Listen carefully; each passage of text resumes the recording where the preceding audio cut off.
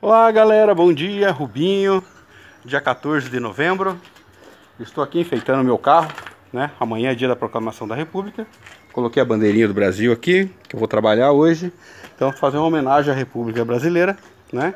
Eu tenho um pouquinho de orgulho, apesar de toda essa sacanagem que os políticos fazem, né? Com a administração pública, com a vida pública.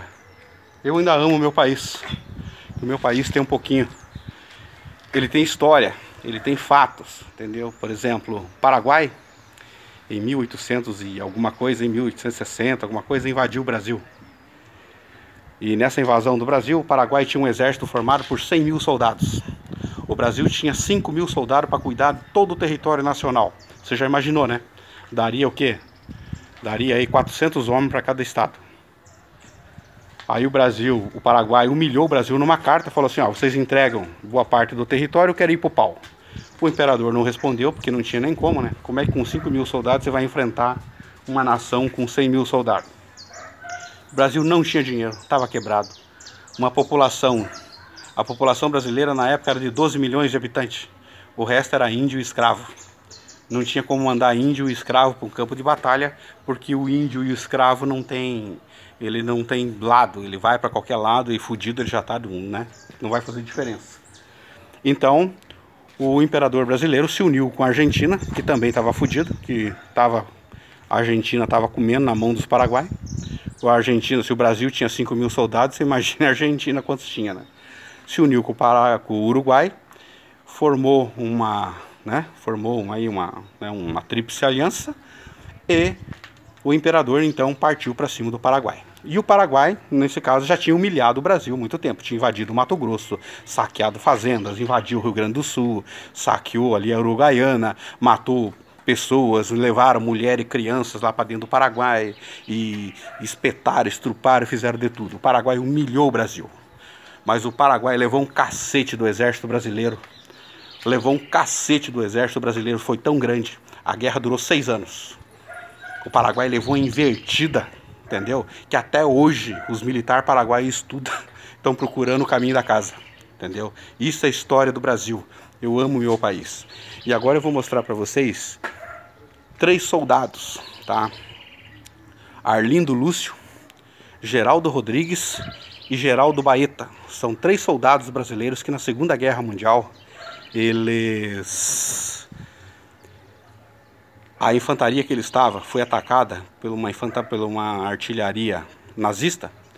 E esses 3 soldados tiveram um ato de bravura tão grande que o oficial nazista mandou fazer um monumento a eles, tá? Mandou fazer um monumento a esses 3 soldados que eu acabei de falar para vocês, para servir de exemplo para os soldados nazistas. E os nazistas colocaram na placa assim, ó, aqui jaz 3 heróis brasileiros que morreram com honra. Cara, isso é uma coisa muito bonita. Isso é uma coisa que a televisão não mostra, que o jornal não fala. E eu nunca vi nem o exército brasileiro fazer uma campanha sobre isso. Então vê que a população é tão canalha que, ó, não tem um ônibus, um veículo público circulando com bandeira da República, entendeu? Da proclamação da República. Quer dizer, o brasileiro tem o que merece, tá? O brasileiro dá desprezo ao nosso país. O brasileiro, tipo assim, tem que se fuder mesmo. O europeu trata o brasileiro, chama nós de macaco, por causa do nosso pensamento, entendeu? O brasileiro é muito informal, entendeu? O brasileiro é, tipo assim, o negócio do brasileiro é ler o Salmo 23 e o 91 pro brasileiro é o que basta, entendeu? Então eu vou mostrar para vocês um videozinho desses 3 soldados, você vai gostar, entendeu? A historinha dura 3 minutos e chega a dar arrepiar os pelinhos do braço. Rubinho, eu amo meu país. Sou brasileiro, com muito orgulho, com muito amor. Esse aqui é o rei Leônidas, que é o príncipe da Grécia, né? Entendeu? Que a Grécia foi o primeiro país do mundo, entendeu? Com um exército profissional qualificado, entendeu? Estabelecendo a república, o voto e a democracia, vem do grego. Então o rei Leônidas, que é o príncipe da Grécia, merece uma homenagem. Caros amigos, bem-vindos a mais um episódio de hoje na Segunda Guerra Mundial. O episódio de hoje será dedicado a 3 bravos e corajosos soldados brasileiros que durante a Batalha de Montese sacrificaram as suas próprias vidas, salvando a vida dos seus companheiros e ganhando o respeito até mesmo do inimigo.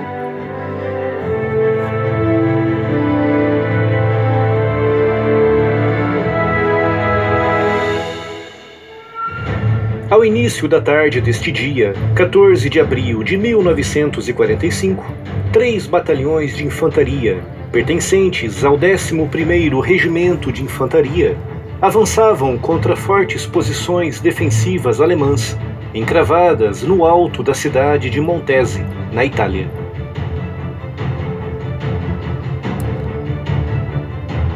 Um desses batalhões era o de número 3, formado por diversos pelotões, cada um dos quais com uma missão muito específica no campo de batalha.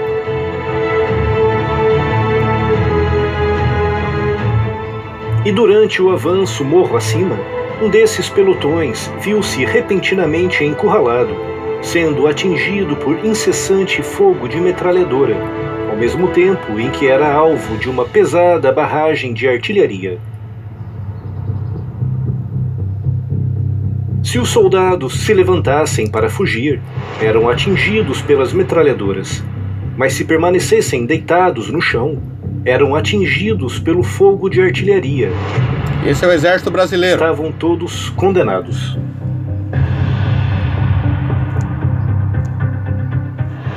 No entanto, por coincidência do destino, 3 jovens soldados desgarraram-se do seu pelotão, permanecendo algumas dezenas de metros para trás e livres do fogo de artilharia. Nessa situação, podiam perfeitamente virar as costas e fugir, à procura de reforços que eles sabiam muito bem não chegaria a tempo de salvar os seus companheiros. Eles podiam ter fugido da batalha. Mas, contrariando o mais ancestral instinto de autopreservação, os 3 soldados avançaram, contornando o campo onde os seus companheiros estavam encurralados e dirigindo-se diretamente para onde partia o fogo alemão.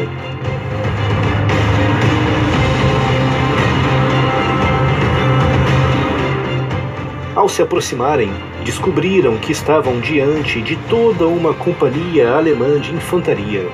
Sem pensarem 2 vezes, atacaram com tudo o que tinham, pois era a única forma de diminuir a pressão sobre os seus companheiros, que seguiam sofrendo debaixo do fogo de metralhadora e artilharia.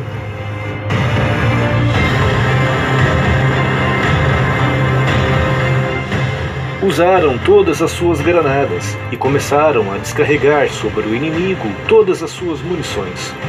Os alemães, surpreendidos por aquilo que pensavam tratar-se de toda uma companhia de infantaria brasileira, tal era o poder do ataque, interromperam a barragem de artilharia sobre o pelotão brasileiro e concentraram-se nos 3 jovens soldados.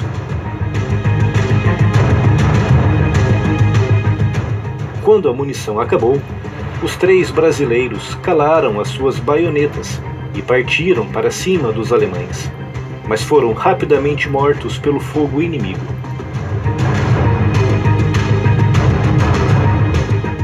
Ao vasculharem a zona, os alemães ficaram chocados quando constataram que tinham sido atacados por apenas 3 soldados brasileiros. Simplesmente não podiam acreditar. 3 soldados que se sacrificaram para salvar a vida do seu pelotão. Graças à ação desses soldados, os seus companheiros conseguiram recuar, e apesar de alguns mortos e feridos, o pelotão estava a salvo.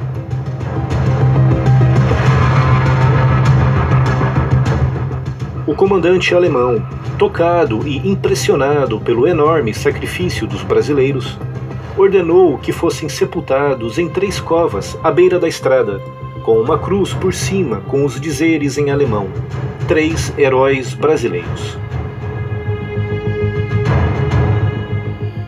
Eram eles Arlindo Lúcio da Silva, 25 anos, Geraldo Rodrigues de Souza, 26 anos, e Geraldo Baeta da Cruz, 28 anos, todos naturais do interior do estado de Minas Gerais.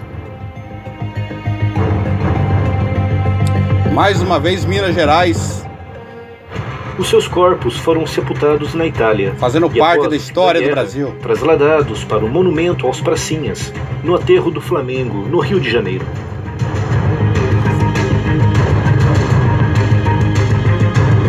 a esses verdadeiros heróis que deram a vida pelos seus companheiros, a nossa reverência e o mais profundo respeito.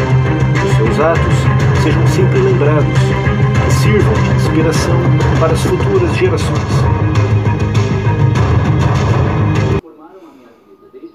Então, galera, espero que vocês gostem do vídeo e vejam essa história com mais conteúdo no YouTube. Rubinho, conhecimento e história. Eu sou brasileiro e amo meu país com muito orgulho. Sou brasileiro com muito orgulho, com muito amor.